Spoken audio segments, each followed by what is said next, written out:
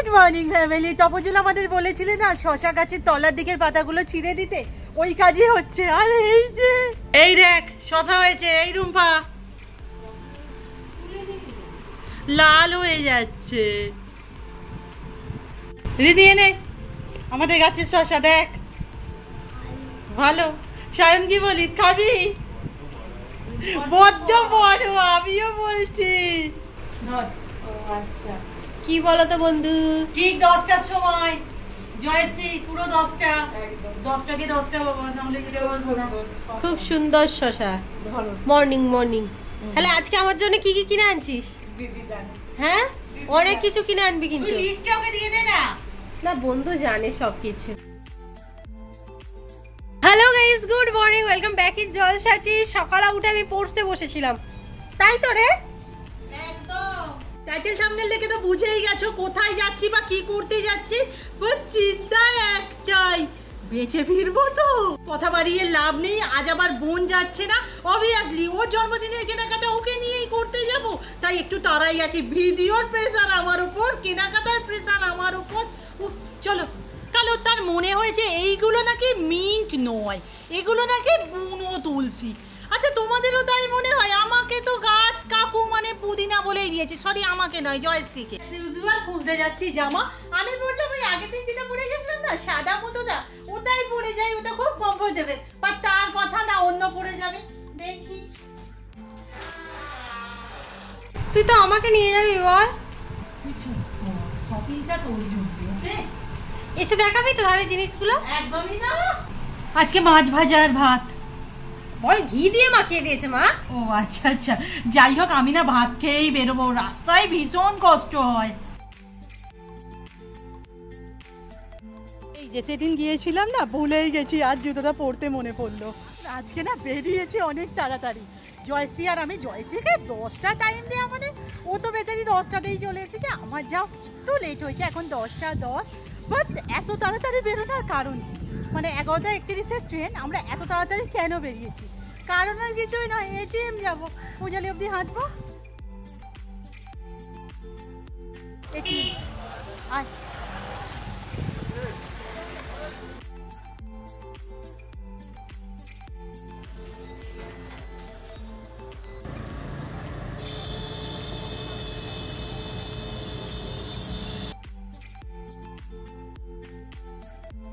আজ একটু আগে এলে পেয়ে যেতাম এই ট্রেনটা।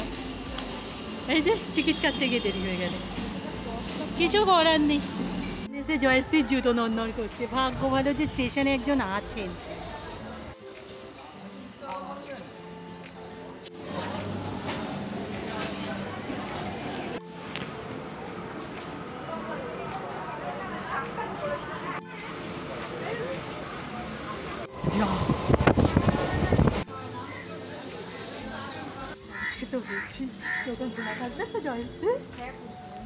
এটা না আজকে আবার খারাপ করেছে। ওই দিদি বেরিয়ে গেল, তারপর ঘুমিয়ে পড়েছিলাম। এখন ঘড়িতে বাজে ওই 1:30টার মতোই।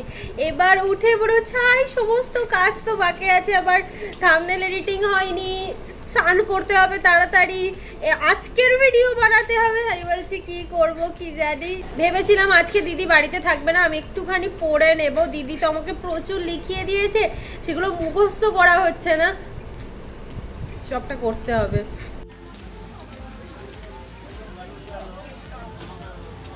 এসেই চিয়ার্স।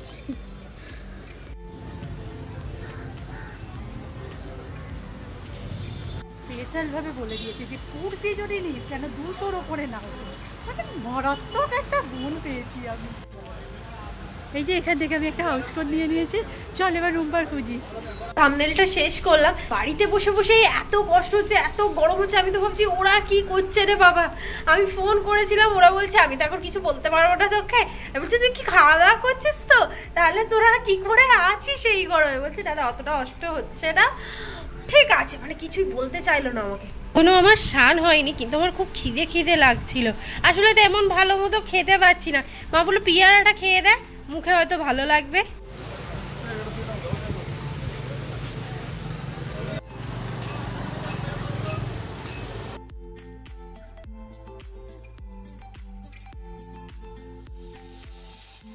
শাড়ি তো একটা খুঁজছিস, সেটা তো ও জানে, বাট তেমন একটা না পছন্দ করে উঠতে পারছি।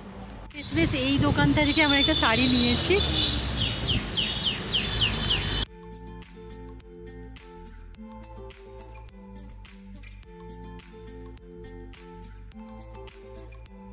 এই জাস্ট স্নান করে বেরোলাম, মা তো মায়ের এদিকে খেয়ে নিচ্ছে কারণ মায়ের একাদশী আছে। মা জলদি জলদি খাবে তো, কি রান্না করবে কিছু কি ভেবেছো? তুই ভাববি, আমি ওটাই ভাবছি যে আমার মুখে তো কিছু ভালো লাগছে না, কি খাবো? হ্যাঁ গো, তুই যাও কিছু বানা না। এটাই হচ্ছে সমস্যা, আমার তো এখন গরিবের বিরিয়ানিটা খেতে ইচ্ছা করছে আবার। এ দেখো দিদিরা না ফিরছে, ফিরছে বলতে গেলে এই ট্রেনটা পাবে না, এর পরের ট্রেনটা পাবে। তাই ভাবছি এমন দিদি তো ভাত খেয়ে গেছে, আর মনে হয় ভাত খাবে না, বলো করলে খাবে। হ্যাঁ হ্যাঁ ঠিক আছে, যাই হোক তাহলে আজকে আমি এখন বানাবো গরিবের বিরিয়ানি আবার।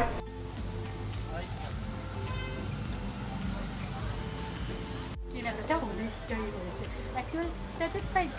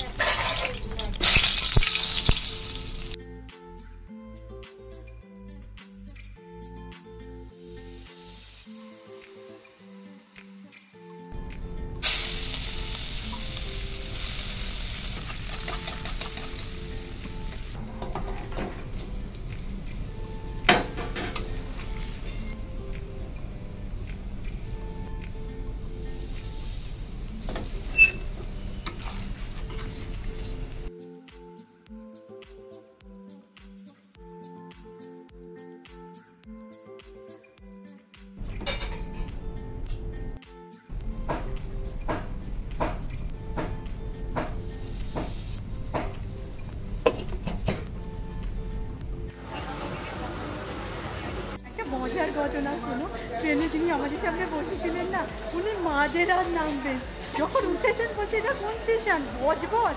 আমরা বলছে আমি তাহলে বসেই থাকি, কারণ এই ট্রেনেই রেখে যাবেন। আমরা যদি ঘুমিয়ে পড়তাম না, সব কিছু সুন্দরভাবে হয়ে গেছে। আর সুযোগ তো হয় না যে মর্নিং ওয়াকে এসে এনাকে কি বলবো, ধন্যবাদ দেওয়ার মতো তো ভাষা নেই। যাই হোক, তবু একবার এখানে ঘুরে যাই।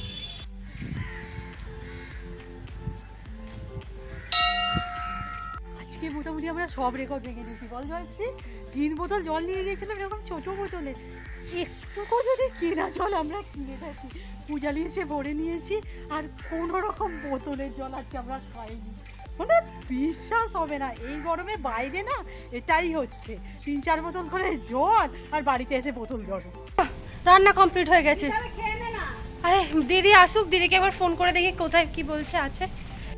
মনে হয় বৃষ্টি হবে বলো, ওদের দেখে বাবা একটু বৃষ্টি হোক। তোমার কি মনে হয় বৃষ্টি হলেই ভালো বলো? এই যা গরম পড়ে ভালো, কিন্তু বৃষ্টি হওয়ার মতো নয়। হ্যাঁ এই ওয়েদার। হ্যাঁ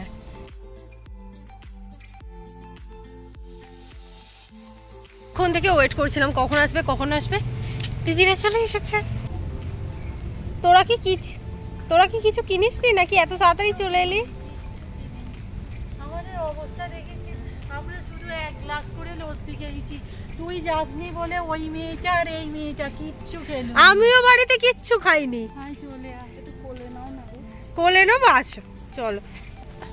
বাড়ি ফিরে যদি এরকম ডিম বিরিয়ানি পাওয়া যায়। জিঙ্কু, হ্যাঁ দেয়া হবে তো, তোকে দেয়া হবে, মারিয়ে দাও তো ওটা। সিরিয়াস বলছি, এত ভালো আমি রান্না করেছি আমি নিজেই ভাবতে পারছি না। কি রে, আমি তো একটুখানি খেয়ে ফেলেছি। এই যে আমরা ঝিঙ্কুর জন্য ওয়েট করছি, ঝিঙ্কুর ভাত আসছে। আবার মাছ দিয়ে চলে আয় তোর পিছনে।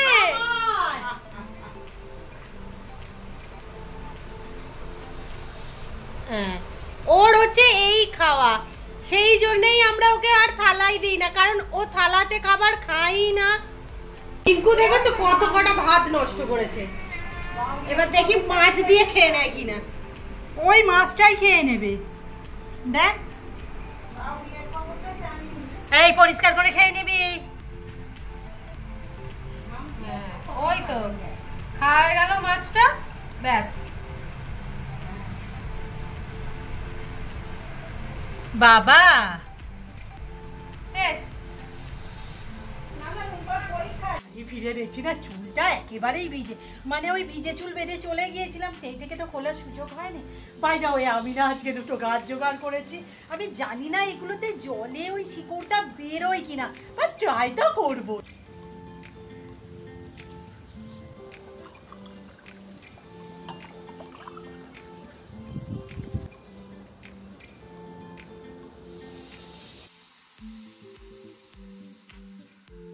মালি এত তাড়াতাড়ি বাড়ি ফিরতে আমাদের দেখা যাবে না, কারণটা বলে দাও বন্ধু।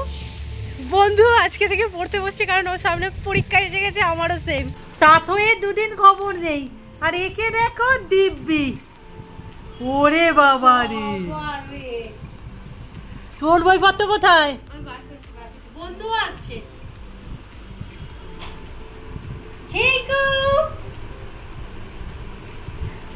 ওইখানে শুয়েছিল, এরা পড়তে এসেছে দেখেই এখানে চলে এলো। পড়তে হবে তো।